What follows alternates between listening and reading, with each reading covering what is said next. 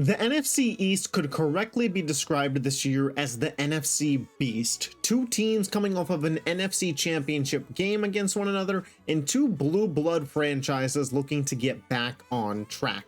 You of course have the Philadelphia Eagles, who are looking to go back to back and win Super Bowl 60 and have their dynasty run start. Washington is looking to take its next step behind star quarterback Jaden Daniels. Dak and the Cowboys are looking for a bounce back, while the Giants just want to find an identity in 2025. For a division that has not had back-to-back winners in over 20 plus years, there's no doubt that the X factors will certainly matter.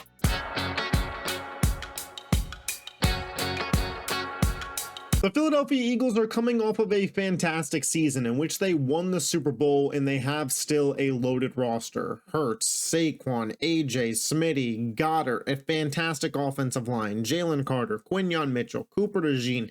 The list goes on for this team and how good their roster is. But even at that, it doesn't mean that they're a team without some question marks and some X factors going into 2025. My honorable mentions for this team are cornerback Kelee Ringo and edge rusher Nolan Smith. Both of these guys on the defense are going to have improved roles in 2025.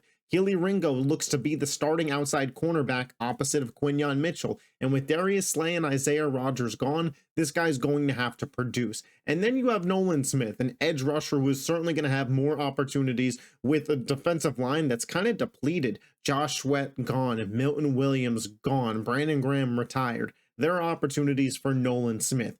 But the X factor that I landed on for the Philadelphia Eagles is none other than safety, second round pick Andrew Mukuba. The Eagles drafted Mukuba in the second round of this year's NFL draft with the 64th overall pick. The safety out of Texas is coming off of an impressive 2024 campaign in which he really shined for the Longhorns and had 5 interceptions from the safety position. The Eagles, like many Super Bowl teams, had a lot of turnover on their roster, especially on the defensive side of the ball, and especially in their secondary. Darius Slay is now with the Pittsburgh Steelers. Isaiah Rodgers is now with the Minnesota Vikings. CJ Gardner-Johnson is now a member of the Houston Texans. James Bradbury was cut. A lot of depth and a lot of starters in this secondary are moved on from, including starting safety CJ Gardner-Johnson, who was very important for this Eagles team in their Super Bowl run. Now comes in rookie Andrew Mukuba, who was already slotted on the Eagles depth chart to be the starting safety alongside Reed Blankenship in week 1. We have seen Philly's defense in 2 years ago take a step back after CJ Gardner-Johnson left the team in 2022.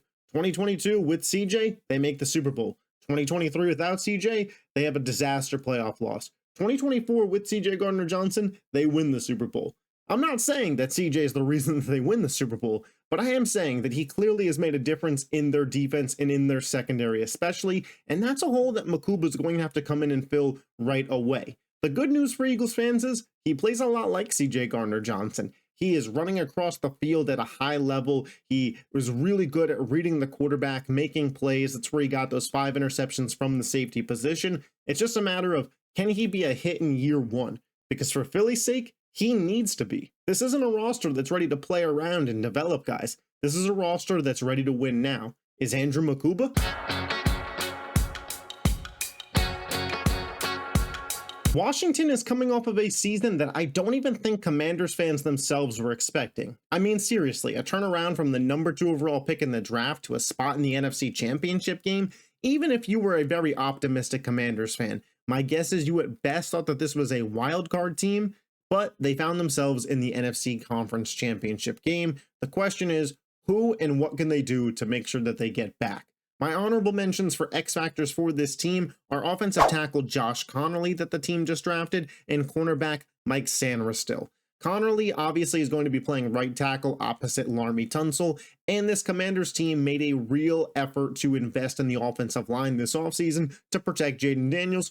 Who could blame him? But Connerly better be good at his job because Jaden Daniels is certainly worth protecting. And then you have Mike Sanderstill, who I do believe is going to be this team's cornerback 1 this year. Obviously, there's the talk about Marshawn Lattimore, but to me, Sanderstill's already better than this guy, and Lattimore is injury prone as it is. If this secondary is going to hold up, especially after the loss of a guy like Jeremy Chin, Sanders still is going to have to perform. But my X factor for this Commanders team is none other than defensive tackle Johnny Newton. Newton was the Commanders' second-round pick 2 drafts ago, and this is a guy who I seriously thought had first-round talent upside with his defensive tackle skills. His size, his speed, it was all there, but there were injury concerns, and he was able to slip to Washington. And Washington's going to need him to take a step up because their run defense last year was Swiss cheese. They were 3rd worst in the NFL in terms of rushing yards allowed. Johnny Newton is going to be the center of this defense if everything goes well. They need him to perform. And listen, Newton is certainly capable. He's 6'2", 300 pounds. He could really be an impact player in the run game. I know that this team went and signed Javon Kinlaw, and I'm not sure if that was the best allocation of money this offseason. It was the one move that they made that I was really kind of like, I'm not sure if that's where I would have been putting my money. If Washington's defensive line is really going to take that next step, it is going to be because Johnny Newton is ready to hold down the middle of their defensive line. And I'm not even saying that Newton has to be an elite player to be an X factor for this team.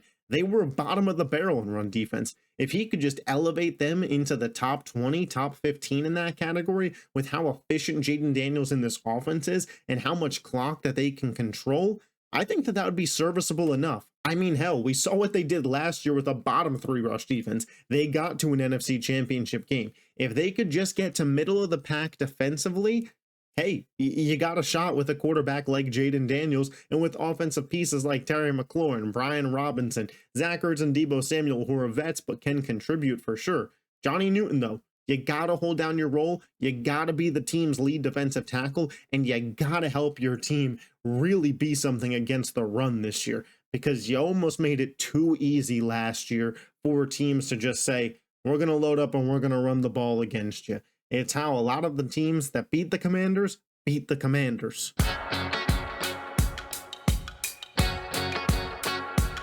The Dallas Cowboys are coming off of a very disappointing 2024 season in which they missed the playoffs and their star quarterback Dak Prescott got hurt. And as the Cowboys look to bounce back in the year 2025, I think there's multiple players that could have been the X factor for this team. My honorable mentions were Tyler Booker and Donovan Ezeraku. Tyler Booker, anytime you're stepping in to fill in from a Hall of Fame player, there is a lot of pressure on you, and you are an X factor caliber player as to how do you replace that production? That's what Tyler Booker is going to be charged with, filling in for Zach Martin. Can he do it?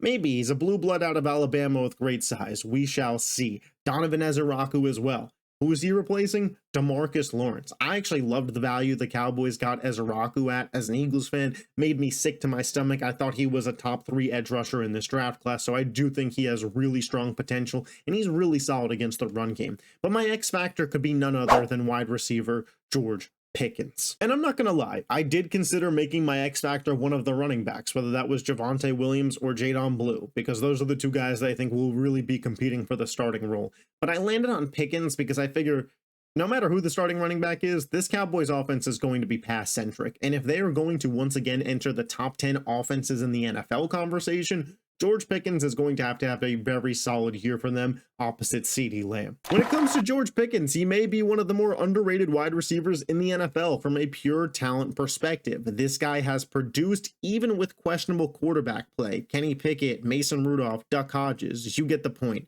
He has shown off his speed, route running, and jumping ability with all of them. And when you look at the type of wide receiver that George Pickens is, I think it's a seamless fit with wide receiver CeeDee Lamb. CeeDee Lamb obviously terrorizes teams across the middle. He spends a lot of time in the slot, and he garners that middle of the field attention, that short route attention. George Pickens, what does he do? He could beat you deep. He could win 50-50 balls. He could high point the ball. His catch radius, unreal. These 2 together kind of remind me of the pairing that Dallas once had with Amari Cooper and CeeDee Lamb. Is it going to be as successful as those guys? Maybe. That's what Dallas fans got to hope for. Remember, when Dallas had that wide receiver combination, Dak Prescott was having Pro Bowl level seasons. Dak Prescott entered MVP conversations. That is when the Cowboys truly looked their best offensively. And now you bring in another wide receiver that can get you to that point in time. The only real question with George Pickens has never been talent. It's mental. Is he going to be there? Is he going to be locked in? Is he going to be there and locked in for a full 17 games? What happens if he doesn't get his touches? What happens if he gets frustrated in a cornerback matchup? This is a contract year, so if I'm George Pickens and if I'm George Pickens' agent, I'm telling him he's got to be on his best behavior, and the Cowboys certainly need that as well.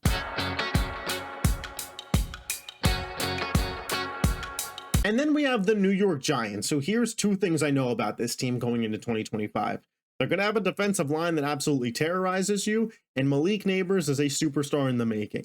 Other than that, I have so many question marks about this Giants team, which could lead to a plethora of X factors. I do want to just say real quick, I'm not including the quarterbacks because I don't know when Jackson Dart's going to play. I don't know if Russell Wilson's going to be the starter. I don't know if Jameis Winston's going to be the starter. There was just too much to tackle there. My honorable mentions for this team are Paulson Adebo, newly acquired corner, and Tyler Nubin at safety. As you can see, I got some question marks about the Giants secondary, and I think both of these guys are going to be the guys that really determine it. I know I'm going to get a really solid season out of Javon Holland, but Paulson Adebo and Tyler Nubin are going to be the X-factor players that could turn this Giants defense into a really great pass rush, but if you have any bit of time, you could throw the ball on them to what the hell are we going to do against that defense this week? But my X-factor for this team is none other than running back Cam Skattebo. Skattebo was one of the more intriguing running back prospects following what he did in the college football playoffs. He showed everybody in the world that, hey, I'm good enough for a college offense to run through me both in the air and on the ground, and Skattebo rose up draft boards for this reason. This guy obviously has size, strength, and I know I'm crazy for saying this, but it literally fits the bill. He is just one of those guys that quote unquote plays the game the right way. He is a tough, grinded out type guy. And if you're not new to the channel, you've obviously seen that I have some skepticism when it comes to Skattebo. In my pre-draft running back rankings, I didn't have him as high as many of my contemporaries in this space. But even I can't deny the landing spot for Skattebo probably couldn't have been more perfect. Tyrone Tracy is much more of a pass-catching running back. Obviously, we've seen his shiftiness and elusiveness, but you would like to pair him with a Skattebo-esque power back to get the most out of him. And Devin Singletary, I mean, how hard should it really be for Skattebo to pass Singletary on the depth chart? If he can't, you probably don't have something here. And no matter who the quarterback is for the New York Giants in 2025, again, whether it's Russ, Jameis, Jackson Dart, they would want the offense to be two-dimensional. And for that to happen, you need to have a run game. Skattebo could certainly make that run game a reality for whoever the quarterback is. And then when you're the New York Giants and you take a look at the long term, because it's probably not your year this year to make the playoffs, but if Dart's a hit and Skattebo's a hit, all of a sudden you have your defensive line of the future. A lot of young, talented prospects in that secondary. The quarterback of the future, the running back of the future, Malik Neighbors, the wide receiver of the future. And shit is looking pretty nice for New York. But guys, as always, these are just my opinions. Be sure to drop yours in the comment section down below. Who are your X factors for all of these NFC East teams? If you're not yet subscribed to this channel and you love the NFL, make sure you hit that button. I will catch you guys next time. Peace.